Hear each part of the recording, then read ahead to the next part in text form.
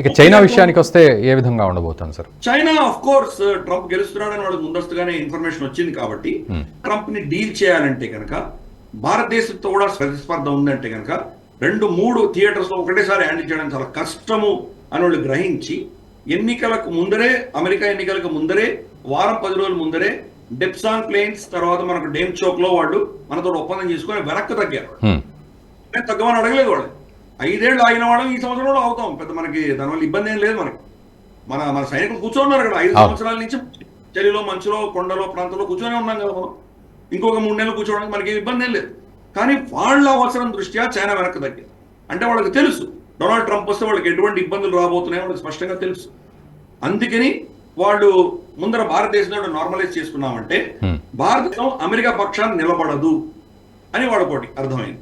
రెండవది, ఇప్పుడు Donald Trump వాళ్ళ మీద ఏమైనా యాక్షన్స్ తీసుకుంటే బ్రిక్స్ కి సంబంధించి రష్యా, చైనా, భారతదేశం ఈ 3 దేశాలు కలిస్తే కానీ అమెరికాని ఛాలెంజ్ చేసే శక్తి ఇంకెవరికి లేదు. యూరోప్ అయితే అమెరికా యొక్క సామంతుడిగా లిటర్ గా పనిచేస్తుంది కాబట్టి వాళ్ళకి అటువంటి సీన్ లేదు. చేస్తే కూస్తే చేస్తే ఈ 3 దేశాలు కలిస్తే ఏమైనా చేయొచ్చు.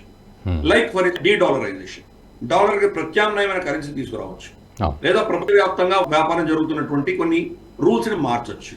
స్విఫ్ట్ ఏదైతే ఉందో దాన్ని మనం మార్చొచ్చు బహుశా. అలాగే చమురు కొనుక్కోవడం అనేది డాలర్లో కొంటున్నారు అందరూ, దానికి భిన్నంగా ఇంకేదైనా తీసుకురావచ్చు మనం. సో ఇటువంటివన్నీ చేయాలంటే భారతదేశం చైనాకు చాలా అత్యవసరం. భారతదేశంతో కూడా వైరం పెట్టుకుని డొనాల్డ్ ట్రంప్ అక్కడ ప్రెసిడెంట్ అయితే కనుక చైనా ఇంకా అడకత్తర్లో ఎక్కినటువంటి పరిస్థితి వస్తుంది.